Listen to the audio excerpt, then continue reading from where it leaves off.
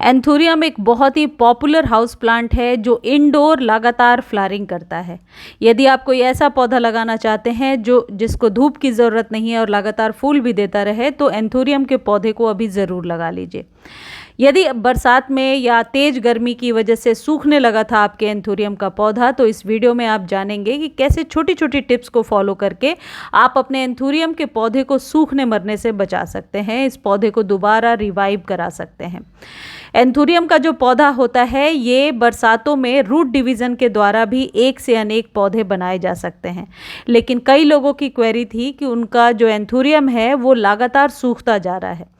तो आज के वीडियो में आप जानेंगे कि सूखते हुए एंथोरियम को कैसे बचाना है। सबसे पहली चीज़, जो फर्स्ट टिप है, वो ये है कि एंथोरियम को अपने आसपास ह्यूमिडिटी पसंद है, लेकिन ओवर वाटर इसकी पत्तियों के पीले होने का रीज़न होता है। यदि पत्तियां लगातार पीली हो रही हैं और फ्लावरिंग नहीं हो रही है, तो आपको चेक करना होगा कि ज़रूर इसके रूट में, यानी कि रूट रॉट की प्रॉब्लम है या सॉइल में प्रॉब्लम है। एंथोरियम के पौधे के सूखने का जो सबसे बड़ा रीज़न है वो ओवर वाटर ही होता है। यदि आपके गमले में, एंथोरियम के गमले में लगातार पानी इकट्ठा हो रहा है, वाटर लॉक्ड हो रहा है, तो फिर ये पौधा धीरे धीरे ख़राब होने लगता है और इसकी पत्तियां येलो निकल करके आती हैं। तो सबसे पहले आपको क्या करना होगा, इसको आप रिपोर्ट कीजिए और चेक कीजिए कि कहीं इसके जो सॉइल है उसमें पानी जमा ना हो। अक्सर एंथोरियम को हम जिस सॉइल में लगाते हैं उसमें कोकोपीट की मात्रा ज़्यादा होती है, तो यदि थोड़ा भी ओवर वाटर आपने कर दिया है तो निश्चित तौर पर इसमें वाटर लॉक्ड हो जाएगा। और मेरी तरह यदि आपने इसे बालकनी में शेड में रखा है, फिर तो इस पौधे के लिए आपको विशेष ध्यान रखना है। यदि आपने इंडोर भी रखा है तो वीक में 1 या 2 दिन ही पानी देना है। इससे ज़्यादा आप पानी दे रहे हैं तो आपका पौधा निश्चित तौर पर ख़राब हो जाएगा। देखिए, मेरे एंथोरियम में क्या प्रॉब्लम है कि लगातार बारिश का पानी इसमें इकट्ठा हो रहा था। ये देखिए, ये रीज़न सबसे ज़्यादा समझ में आता है एंथोरियम के सूखने का। तो अब आपको क्या करना है, यदि आपने इसे देख लिया गमले से निकाल करके, तो अब आप एक अच्छी सी सॉइल बना लीजिए, जो वीडियो में आगे बता रही हूँ, और सेम गमले में सॉइल को चेंज कर दीजिए। सॉइल को चेंज करके जब इसे सेम गमले में आप लगा देंगे तो आप देखेंगे 7 ही दिनों के बाद, 7 या 8 दिनों के बाद ये जो पौधा है ये नीचे से नई नई पब्स को निकाल रहा है। और क्योंकि बरसातों में इसके फ्लावरिंग का समय रहता है, सिर्फ रेस्ट का जो टाइम है वो दिसंबर जनवरी ही होता है।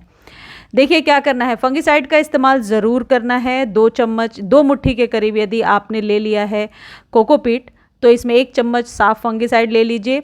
आप नीम खली और वर्मी कंपोस्ट ज़रूर लेंगे।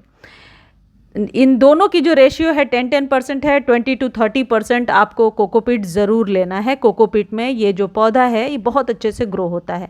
जो फंगिसाइड है इसके रूट्स पर भी डालना ज़रूरी है कि किसी भी प्रकार के रूट रॉट को होने से बचाया जा सके, और वापस उसी गमले में इसे लगा दीजिए। बस एक चीज़ यहाँ पर प्रिकॉशन ध्यान रखना है कि इसको लगाने के बाद गमले में पानी नहीं देना है 2-3 दिनों तक, जब तक कि रूट जो है, इसकी जो जड़ें हैं वो अच्छे से सूख न जाए। उसके बाद जिस दिन आप पानी देंगे 2 से 3 दिनों के बाद, तो सिर्फ पत्तों पर पानी का स्प्रे करेंगे। बचा हुआ पानी जितना रूट्स में जाना है जाएगा। एंथोरियम को पानी देने का एक सबसे अच्छा तरीका ये होता है कि इसमें ह्यूमिडिटी को क्रिएट किया जाता है, यानी कि आसपास पानी दीजिए, पत्तों को अच्छे से वॉश कीजिए, लेकिन गमले में पानी कम दीजिए। यकीन मानिए, ये जो तरीका बता रही हूँ, इसी तरीके से मैंने अपने एंथोरियम को सूखने मरने से बचाया है। चलिए अब बात करती हूँ कि क्या खाद देना है या नहीं बरसातों में। एंथोरियम को कोई विशेष खाद की ज़रूरत नहीं है। यदि आपने रिपोर्ट कर दिया और वर्मी कंपोस्ट, नीम खली सब कुछ दे दिया है, तो अलग से अब खाद देने की ज़रूरत नहीं है। और यदि आपका पौधा अच्छा चल रहा है, सिर्फ फ्लावरिंग नहीं कर रहा है, तो आप सीवीड भी 1 चम्मच दे सकते हैं। सीवीड या वर्मी कंपोस्ट या फिर नीम खली, ये तीनों ही चीज़ें दी जा सकती हैं। ह्यूमिक एसिड भी एंथोरियम पर बहुत अच्छा काम करता है। 1 चम्मच ह्यूमिक एसिड को पानी में डाल करके, घोल करके, और एंथोरियम को दे दीजिए। फिर 40 से 45 दिनों के बाद रिपीट करेंगे। अब यहाँ एक चीज़ और ध्यान रखिए, जो घरेलू खाद हम अपने परमानेंट पौधों को देते हैं, एंथोरियम में उसे देने से अवॉइड करना चाहिए यदि आपने पौधे को इंडोर रखा है। इंडोर में भी पौधे को क्रॉस वेंटिलेशन मिलना चाहिए, यानी इतनी हवा तो आती हो कि मिट्टी सूखे, पत्ते हिले, मिट्टी सूखे, तभी आपका पौधा ग्रो हो पाता है। एकदम अंधेरे कोने में रखने से कोई भी पौधा इंडोर नहीं होता, सिर्फ उसे बहुत ज़्यादा धूप पसंद नहीं होता। मेरी तरह यदि बालकनी में शेड में रखा है आपने, तब भी 40 से 45 दिनों पर ही खाद देंगे और पानी का विशेष ध्यान रखेंगे। एक आखिरी टिप और समझ लीजिए कि यदि पौधा स्वस्थ है, पानी वाली प्रॉब्लम नहीं है, यानी ओवर वाटर नहीं हुआ है, फिर भी पत्तियां पीली हो रही हैं, तो नीम खली या वर्मी कंपोस्ट 1 चम्मच डालिए और जो पत्ते पीले हो रहे हैं उसे मैनुअली कट करके हटा दीजिए और थोड़ी हल्की जो है मॉर्निंग के धूप में रख दीजिए, पौधा बच जाएगा। इस तरीके से आप अपने सूखते हुए एंथूरियम को मरने से बचा सकते हैं। मुझे उम्मीद है मेरे द्वारा दी गई ये जानकारी आपको बहुत अच्छी लगी होगी। जानकारी अच्छी लगती है तो चैनल को लाइक शेयर सब्सक्राइब कीजिए। फेसबुक पर देख रहे हैं तो फॉलो शेयर ज़रूर।